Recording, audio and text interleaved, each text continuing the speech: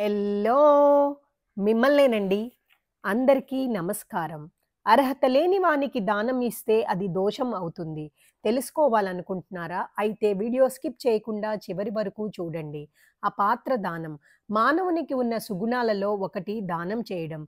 దానం చేసే వ్యక్తి, దానం స్వీకరించే వ్యక్తి తగిన పాత్రుడు కాదా అని ఆలోచించి, లేదా రుజువు చేసుకొని అతడు దానం స్వీకరించడానికి అర్హుడైనట్లయితే అతనికి దానం ఇవ్వాలి. దానం స్వీకరించే వ్యక్తి దాన స్వీకరణకు తగిన పాత్రుడు కానప్పటికీ అతడికి దానం ఇచ్చినట్లయితే అటువంటి దానాన్ని అపాత్ర దానం అంటారు.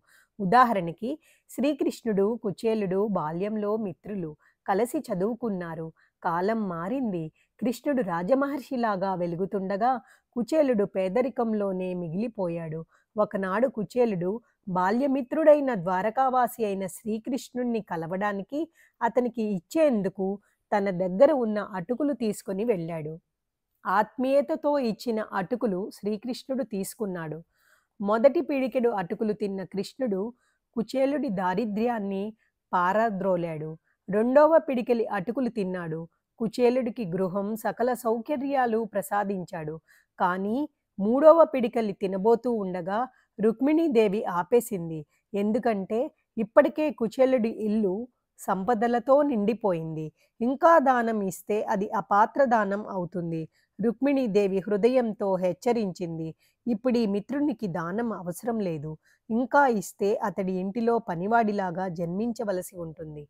ఇక్కడే శ్రీకృష్ణుడు చూపించిన బోధ. దానం హృదయంతో చెయ్యాలి. అపాత్రునికి చేస్తే సమాజానికి కూడా నష్టం చేసే అపాత్ర దానం అవుతుంది. దానం చేసిన వ్యక్తి, పొందిన వ్యక్తి ఇద్దరూ ఆనందం పొందాలి. దానం పొందిన వ్యక్తి తాను అభివృద్ధి చెందుతూ సమాజానికి కూడా ఉపయోగపడాలి.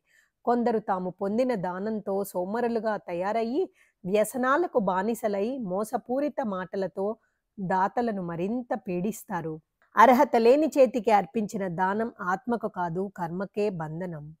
ఓం తస్సత్. మీకు నచ్చినట్లయితే లైక్ చేయండి, షేర్ చేయండి, సబ్స్క్రైబ్ చేయండి. మీతో అనురాధ కంచర్ల.